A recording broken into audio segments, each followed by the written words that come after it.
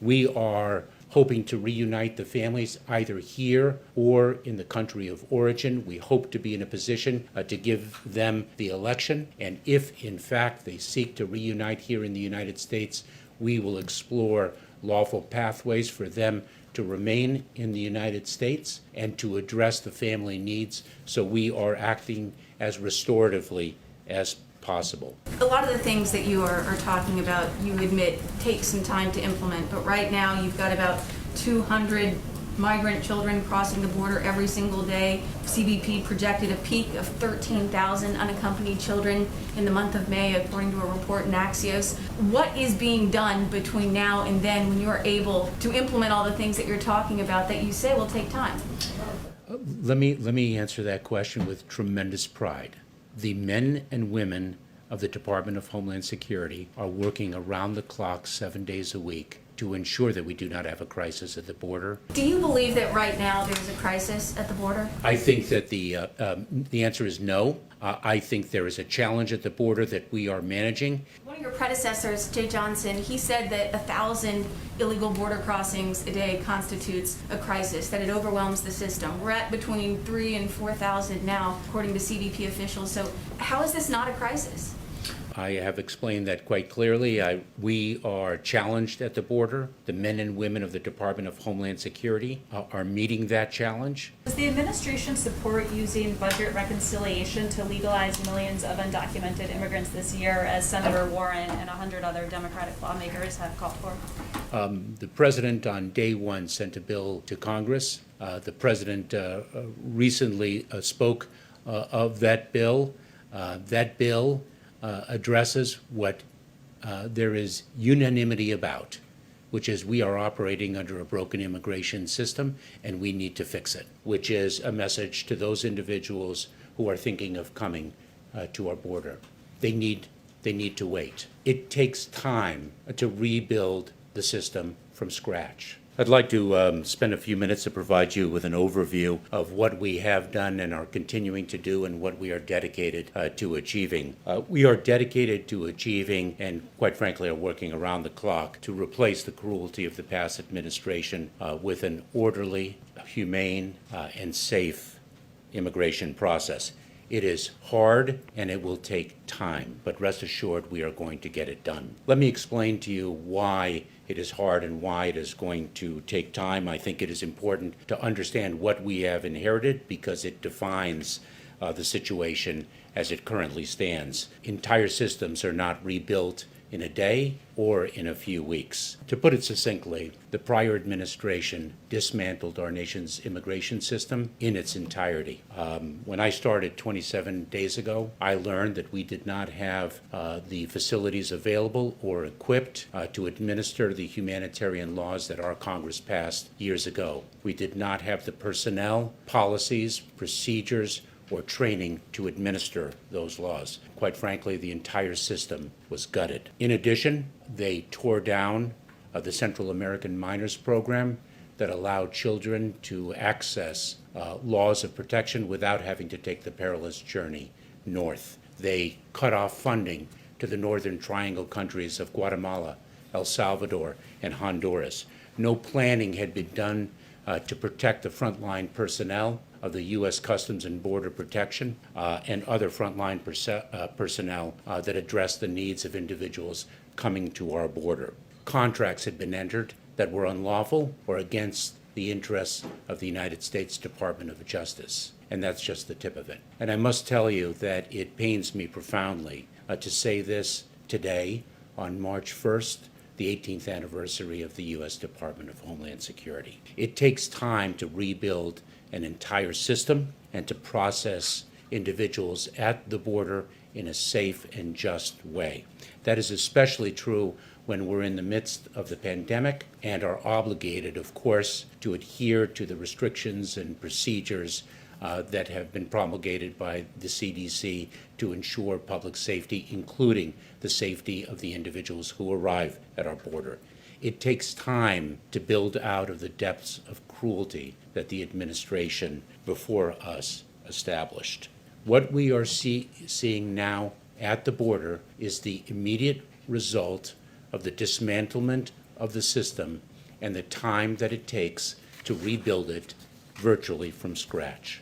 We have, though, already begun to design and, in fact, have begun to implement a new, innovative way to address the needs of the population that was forced to remain in Mexico during the prior administration. That rebuilding, that innovative solution is but one part of a multi-part strategy to execute on the President's vision. For example, we've also begun to rebuild the process for young people to be able to access avenues of protection without having to take the perilous journey. We have begun to develop and rebuild the program to reunify individuals with their families here in the United States, as was once the case. The President set forth his bold vision in his executive orders at the outset of his administration, and we are driven to implement them successfully. Let me, if I can, take a couple minutes to explain that innovative system to which I referred with respect to how we are addressing the individuals who were forced into the Remain in Mexico program under the prior administration. Working very closely with the Mexican government and international organizations in Mexico, we have developed a virtual platform that enables individuals with active cases in the Remain in Mexico program to actually register for relief using their phones. The international organizations then work with those individuals to test them, process their cases, and transport them safely and according to a defined schedule to the port of entry, where we are awaiting them and can process them through the port of entry successfully. We started with one port and 25 individuals a day. We are now at 3 ports, and we have enhanced our processes at one of those 3 ports to reach 100 individuals a day in processing to address the acute need in the camp at Matamoros, which we have all heard so much about. This is all, by the way, at a time when we are also addressing the needs of our frontline personnel.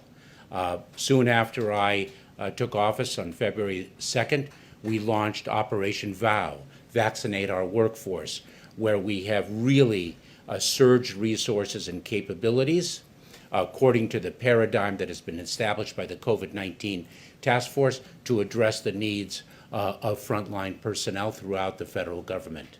In February alone, we started at 2% of that frontline personnel workforce vaccinated. At the end of February, we were able to reach 20% of the frontline personnel. I have to take this opportunity at the same time to reiterate a message that we have communicated repeatedly throughout, which is a message to those individuals who are thinking of coming to our border. They need to wait. It takes time to rebuild the system from scratch. If they come, if families come, if single adults come to the border, we are obligated to, in the service of public health, including the health of the very people who are thinking of coming, to impose the travel restrictions under the CDC's Title 42 authorities and return them to Mexico. And we have done that. We need individuals to wait, and I will say that they will wait with a goal in mind, and that is our ability to rebuild as quickly as possible a system so that they don't have to take the dangerous journey, and we can enable them to access humanitarian relief from their countries of origin. The fact of the matter is that families and single adults are indeed being returned under the COVID-19 restrictions. Let me then turn to the issue and the challenge of unaccompanied children, because I know that much has been reported about the handling of unaccompanied children, and let me just explain the process, if I may. When an unaccompanied child reaches the border and comes in between the ports of entry, U.S. Customs and Border Protection personnel, specifically the United States Border Patrol, brings that child to a Border Patrol station for processing. The Border Patrol is only a pass-through.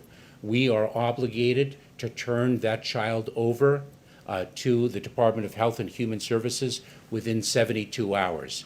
We are a pass-through. And then Health and Human Services, or HHS, of course, as is commonly referred to, addresses the needs of that child as HHS is identifying and vetting sponsors in whose trust the child can be placed while the child is in immigration proceedings. And so we have the child for a maximum of 72 hours, and of course, given the pandemic and its restrictions, given the extreme weather conditions in Texas, a critical part, that 72-hour time frame was certainly under stress, as we all know, and as we can all understand. And then children are in HHS custody for an average of about 31 or 32 days. Finally, let me turn to, I think, the most powerful and heartbreaking example of the cruelty that preceded this administration, and that is the intentional separation of children from their parents. I am the chairman. I have the privilege of serving at the President's designation as the chairman of the Family Reunification Task Force. The First Lady has driven us to action through her personal commitment to this moral imperative. And that moral imperative is to reunite the families and restore them to the fullest capacity that we as a United States government can do. And I should say that we are not doing it alone. We are working closely with counsel for the separated family members. We are doing it along with the countries of El Salvador, Guatemala, and Honduras. I spoke with the foreign minister of each of those countries this past Friday. We are doing it with non-governmental organizations, and we intend to and will shortly harness the capabilities, resources, and desire of the private sector. This is not only an all of government, but all of society effort to do what is right. We are hoping to reunite the families either here or in the country of origin. We hope to be in a position to give them the election, and if in fact they seek to reunite here in the United States, we will explore lawful pathways for them to remain in the United States and to address the family needs, so we are acting as restoratively as possible. I am very proud and excited to announce that we have hired Michelle Branet as the Executive Director of the Family Reunification Task Force. She began late last week. Most recently, she served as the Senior Director of the Migrant Rights and Justice Program of the Women's Refugee Commission. She has dedicated her entire career to human rights, and she is an extraordinary talent that will bring justice and results to this effort, along with the resources of the Department of Homeland Security, the Department of Justice, the Department of Health and Human Services, and every other member of the federal government that has resources to bring to bear. It is because of the men and women of the Department of Homeland Security and across the federal enterprise that we will dig out of the cruelty of the past administration, and we will rebuild our nation's asylum system and all of our humanitarian programs, of which we have been historically so proud as a leader in the world. And with that, Jen, I'm pleased to take questions. Great. Can I take it up? Thank you, Secretary. You mentioned that it will take some time to rebuild the department. How long? I mean, obviously, you're asking the American people to be patient, these migrants to be patient. How long will it take to rebuild these systems and processes and staffing that you say you inherited that were not there when you inherited the agency? And then also on the Family Reunification Task Force, how big is this population of separated families right now, of separated children? And how many have you already been able to reunify, and what's the timeline for getting them all reunified? In but a few weeks, we already have designed an innovative program to bring people in through the ports of entry, those that most acutely in need by reason of the fact that they have been remaining in Mexico for so long. And we have already begun to implement it. We are progressing every single day. I don't have a particular timeline, but all I can do is communicate both to the American public and to the individual seeking protection that we are working around the clock 7 days a week to make that time frame as short as possible, but they need to wait. But they need to wait with a particular goal in mind. We are not saying don't come. We are saying don't come now because we will be able to deliver a safe and orderly process to them as quickly as possible. There have been, I understand, approximately 105 families reunited in the recent past. That is through the extraordinary efforts of council and others in the community. We are joining with council, with members of the community to work on this, and Michelle will be full-time, and we are dedicating resources full-time across the government and the Department of Homeland Security specifically to this effort. The urgency of it cannot be overstated. A question about how unaccompanied migrant children are handled. The process that you articulated is the same as it was under former President Trump. It's the same as it was under former President Biden. The difference, as I understand it, with the Trump administration was that they held children for a longer period of time. How can that process be sped up? There are immigration advocates who say most kids who come here unaccompanied have the name or a phone number of a relative here in the U.S. and that they should be matched with them promptly. So let me, if I may, correct one of the premises of your question. You said that we're handling them in the same way that the Trump administration did, and that is absolutely inaccurate. The process that you articulated is Well, roughly the same. actually, the Trump administration expelled children to Mexico, and we are not expelling young children. We are not apprehending a 9-year-old child who's come alone, who's traversed Mexico, whose parents, whose loving parents had sent that child alone. We're not expelling that 9-year-old child to Mexico when that child's origin, country of origin, was Guatemala, Honduras, or El Salvador. We are actually bringing that child into a Border Patrol station as a stepping point to get that child in the hands of HHS that has the capacity and the unique talents to care for the child, healthcare workers, mental health counseling, and the like, and moving that child to a sponsor as quickly as possible. So we have taken a look at the process that is in place, and we are re-engineering it to see, for example, whether we could have HHS personnel co-located in a Border Patrol station, start to identify the needs of the child, to see if that child does indeed have a relative in the United States, identify the sponsor more quickly, and unite that child with the sponsor more quickly.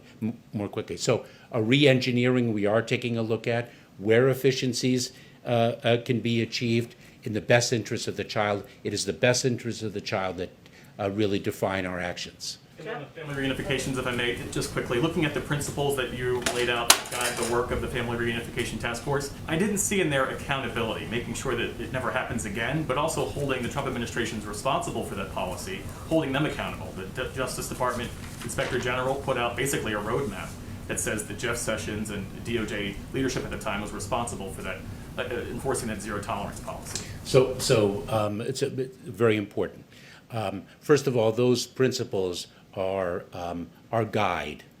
We are going to be discussing what can we do under the law, because remember, we must address the needs of each family member in an individualized way, each family unit in an individualized way in accordance with the law. So these are our goals. Our overarching goal is, of course, to be as humane as the law provides, to be as restorative as the law enables us to be, to bring justice to these families.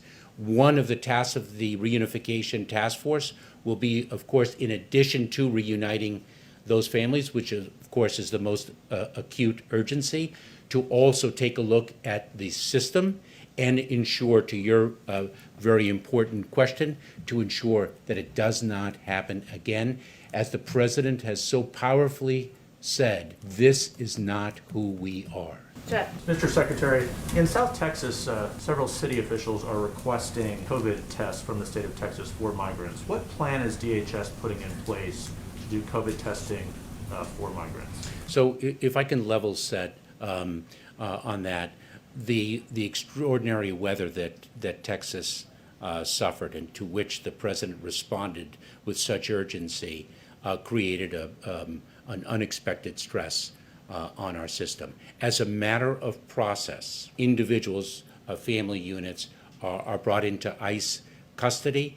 They are tested. ICE has the capability to test them, to isolate and quarantine them as the results so dictate, and then to address their needs as the immigration process provides. So it is happening right now? Yes, it is. Okay. And if I could also ask, you said, please don't come. You sent the message, now is not the time.